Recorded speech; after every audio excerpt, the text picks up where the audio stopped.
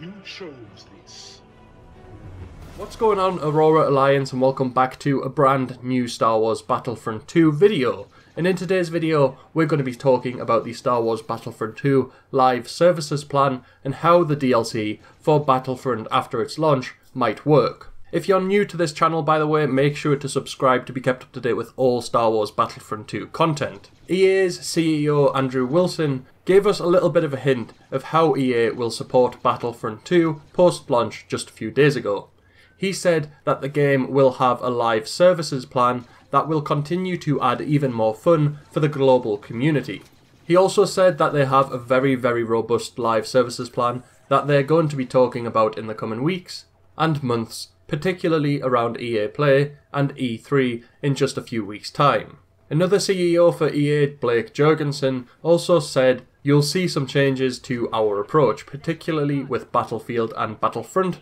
Over time, that makes those DLCs less important because it is ongoing content that's being delivered." Now, Blake Jorgensen's words, particularly where he says, "with Battlefield and Battlefront, we will see some changes to their approach," makes me think that Star Wars Battlefront's DLC model could be similar to Titanfall 2's. Now, if you didn't know, all game modes and maps will be free in Titanfall 2 multiplayer when it comes to DLC. I think the only thing you have to pay for in Titanfall 2 if you want it is customization items, which is understandable. If you just want to change how your character looks, then fair play, you pay for that out of your own money. But when it comes to maps and modes, I do think they should be free, as it keeps the community together. For Titanfall 2's DLC, their game modes and maps were free because they didn't want to split the community when maps landed. Once you purchased Titanfall 2, your investment includes a full single-player campaign, the full multiplayer maps and modes, and long-term support with no hidden costs. And I think that would be a great model for Star Wars Battlefront 2 to follow. Now, bear in mind that this is just me speculating. I do not have any inside knowledge of how Star Wars Battlefront 2's live services plan will work, what it will include, or what it even is. I am just guessing. But for me, I am guessing that the DLC for Star Wars Battlefront 2 will be free when it comes to new maps and game modes, maybe even weapons.